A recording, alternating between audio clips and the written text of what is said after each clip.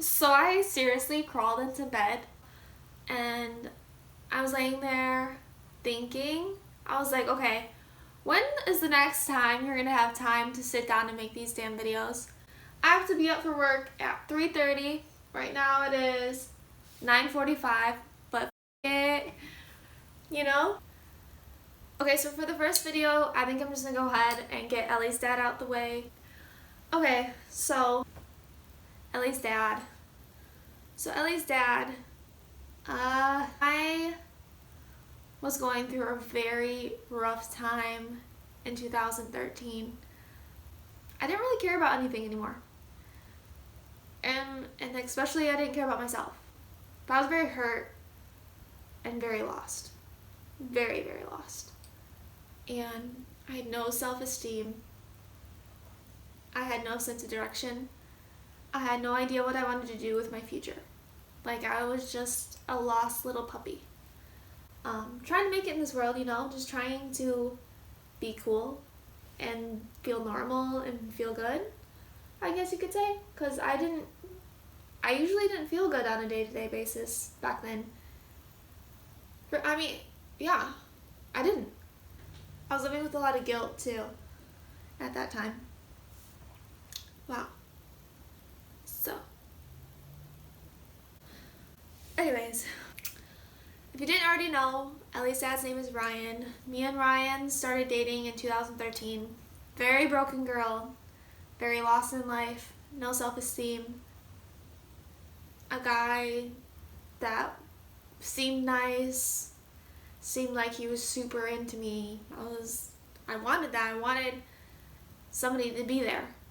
So I ignored all the bad things about him. Yeah, we started dating in 2013, probably November, and by January 1st, he had already abused me for the first time. The first time was New Year's Eve.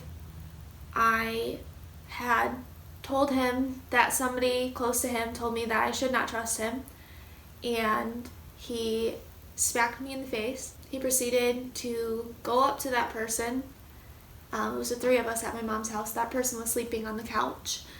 Went up to that person, started screaming in their face. The only time I'd ever really felt that fear in my life was from my dad. So my first instinct was to hide, because that's what I would do with my dad. So I went and I hid, and he was like running around my house looking for me and saying, when I find you, I'm gonna beat your ass, blah, blah, blah. And like, that's like the one thing I remember about that is that was the exact fear and feeling that I felt when I would hide from my dad, when he would be looking for me to hit me or do whatever he wanted to do. So that was scary. And then finally he found me, and he grabbed me by my hair and dragged me to my mom's living room. Because at that time I was living at my mom's house. She was gone for the weekend, and he was like, take me home, you're taking me home. I was like, okay, let's go. Because I knew he was going to walk out the door. I was like, just let me get my shoes on. And, I'm kind of like crying. I wasn't as nice as that. I wasn't like, okay. But I was crying, okay, I'll take you home. But I was excited because I knew he was going to walk out the door, and I was planning to close it behind him once he did. And he did. The first thing he did was go out to the door to my car and like start trying to get in. So boom, shut the door and locked it. And he's like yelling, let me in, da da da da, you or all this stuff. I'm like, kiss my ass. You literally just dragged me by my hair. I'm not letting you into this house. Like, I, in my mind, thought he was about to call somebody, find a ride, leave, be gone, shoo fly. But no. So he told me he was going to kick in the door, and he counted to 3 and he kicked in the door. And then he grabbed me by my hair, pulled me outside, took my phone out of my hand and threw it out in the snow. And at that point his friend was yelling at him to stop, and he told me to drive him home. So I was driving him home, and I'm crying, you can't catch my breath crying because like, what the heck just happened? He's like, don't fucking cry, da da da, just being so mean. I'm like, oh my god, who is this person? So I dropped him off, got home. Yeah, anyways, we don't even need to finish that story. No point. I was stupid, I got back with him. But like, I've done a lot of self-reflecting over the last couple of years, and I'm trying to understand why I would stay in that kind of situation. And what I feel like it was for me, I know it's different for everybody, but for me, my dad, whenever he would put his hands on me or whatever, he didn't say he was sorry. He didn't tell me, I'm sorry, I love you, it won't happen again. And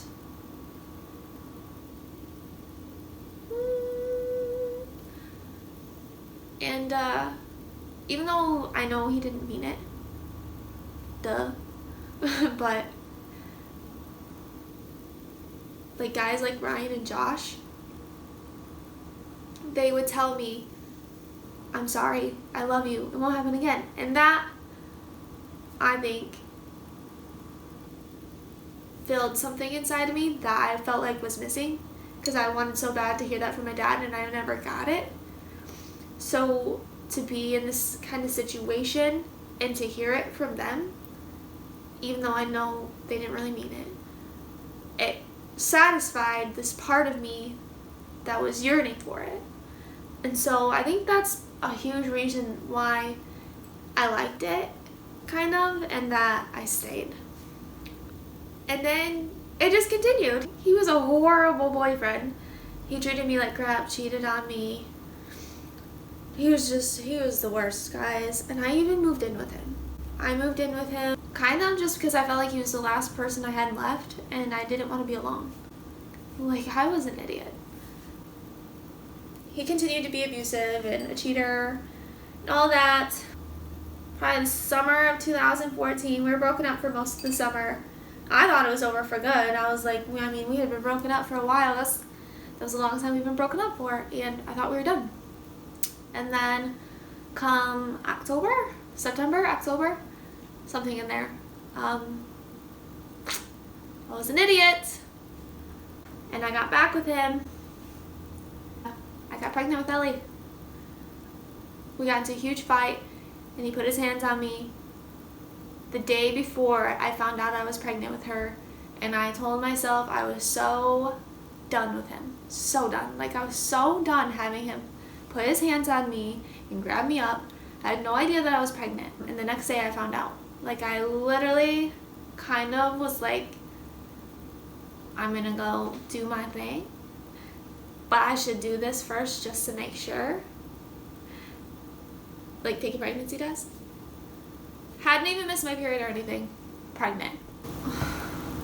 It was so hard because, like, I didn't want to be with him. Like, deep down I did not want to be with him. Part of me did, just for like the image of it, so I didn't look so bad. And because, like, there was a part of me, even though I didn't really want to be with him, that I was jealous that he was like going back to his ex and stuff.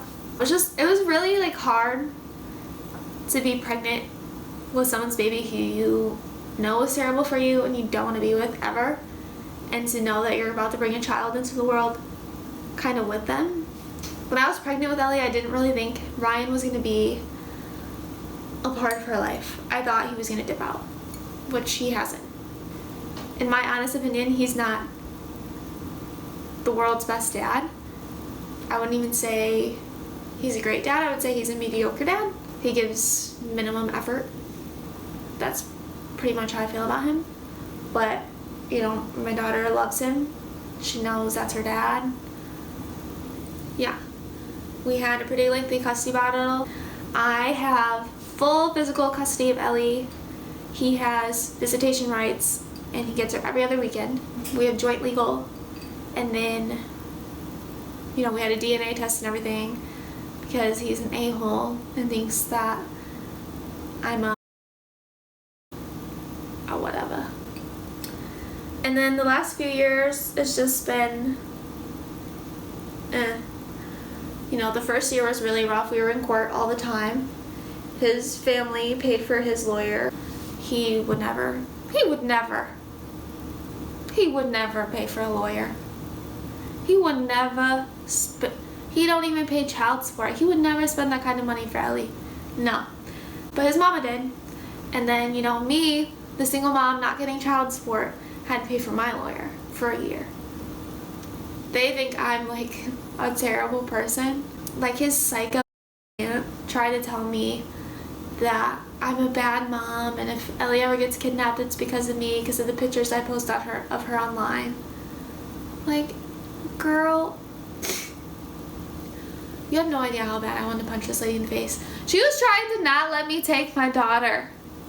But anyway, this is a completely different story. So, you know, as of right now, me and Ryan get along fine. Not happy with the current situation, but, you know, that's stuff I have to deal with privately. So yeah, that's basically it. We don't really give a fuck about each other. He's always in trouble. Always in trouble. He's been arrested for abusing his current girlfriend like twice. He just did like a month in jail a couple months ago. Yeah, I pick winners, guys. That's basically it with Ryan. And the courts really didn't care that he had been abusive towards me at all. They did not care at all. They basically told me, like, if he hasn't touched her or abused her, then there's nothing we can do to stop him from seeing her. So I don't know what video I'm going to make next, but I'm sure it'll be better than this one. This one wasn't that great. You know, I tried to kind of keep it short and simple. I don't want to make these super long and annoying. I want to just give you guys the answers and that's it. And then get into the good stuff. I'm trying to get into the good stuff. I'm tired of talking about all the bad, negative stuff. Like, ugh, the last few years have been so full of it. So full of it. My life has been crazy. But we're going to get this done and over with, and we're going to have fun. You guys are going to see the kids, and you're going to see all the good stuff. So 3 more videos coming after this. So please like this video and subscribe to my channel to see the remaining 3 videos of the catch-up series. I love you guys. Thank you.